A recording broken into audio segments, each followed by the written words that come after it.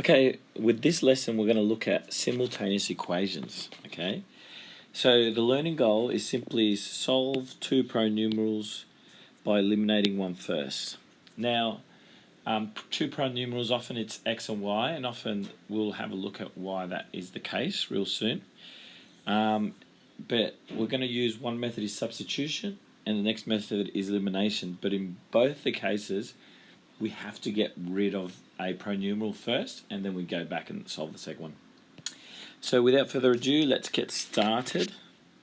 Alright, so here, the best thing to do is write both the equations down. So I'm looking at question 1 and label them. So I'm going to go 1 and 2, okay?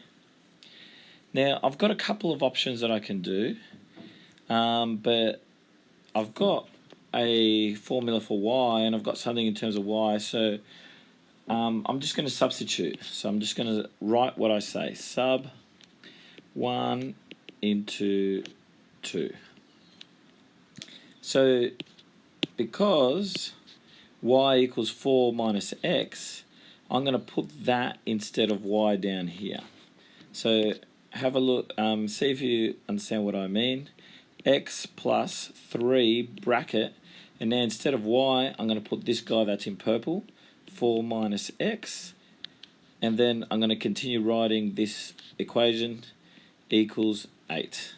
Alright, so now I'll just solve it. X plus, I'm going to have to ski jump here, 12 minus 3x equals 8. Alright, now I'm going to group like terms, so that and that. So x minus 3x, that doesn't look too good, so I'm going to take that out. Is going to be negative 2x, and I'm going to move this 12 to the other side. So I'm left with minus 4 on the other side. Now that means that I can just get rid of these negatives if there's negative on both sides. So I've got 2x equals 4, therefore x equals 2.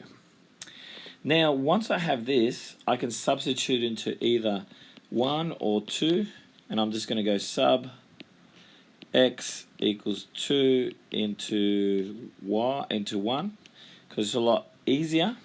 So therefore y equals 4 minus 2, which equals 2.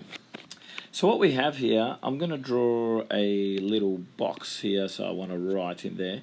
What we have here is x equals, let me try this again.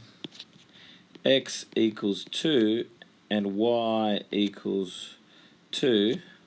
And so that's actually a coordinate that we can write like this. And I want to show you with Desmos, I've prepared this earlier.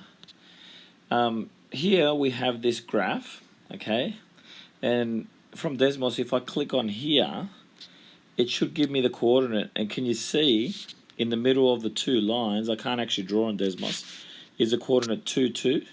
So solving graphs simultaneously actually gives us the point of intersection of these two lines. So it's actually something significant that we solve by doing it as well. Okay, let's go to example number 2, and we might use, so this method used substitution. So this was substitution method, and that's because we subbed here. We subbed something into something else. The second one, we're going to use elimination, okay? And it's elimination because I'm going to seize an opportunity. I can cross out this and this if I work things out a certain way.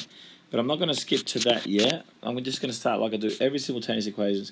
I'm going to label them because it's going to make my working out so much better. Alright? So what I'm going to do is I want to get rid of this 2x like I said. So I'm going to go 2 minus 1. If you went 1 minus 2 it would work as well, but I feel like you'll get more negative numbers. So if you go 1 2 minus 1, so it's going to be 2x minus 2x. Excellent. I got rid of one pronumeral. Then it's going to be 7y minus 3y. That's pretty good. That's going to be 4y. And then it's going to be 24 minus 16. So 24 minus 16, that is 8. Okay. And I can clearly see that therefore y equals 2. All right. And now all I have to do is substitute this into one of the formulas. So I'm going to go sub y equals 2 into 1. All right, because it looks like a good one. So I get 2x plus 3 times 2 because I've substituted my y equals 2 into here. Okay. And that equals 16. So I've got 2x plus 6 equals 16. I'm going to do some algebra. 2x equals 10. Therefore, x equals 5. So we have a point 5, and what was the y value? 2. Okay. So therefore, that's our point of intersection because we've found x and y. I've drawn this on Desmos as well, so if we have a look at this, I'll take these other two out, put these two in, and if we click on that, we've got the coordinate that we have, 5, 2. Okay, so I just thought that would be pretty cool. It's a really important skill to have. If you're really good at it, try some really trickier questions. There's a lot we can do with simultaneous equations. If you're not that good at it, start from the beginning and make sure that you're building up these skills. All right, thank you very much. Peace out.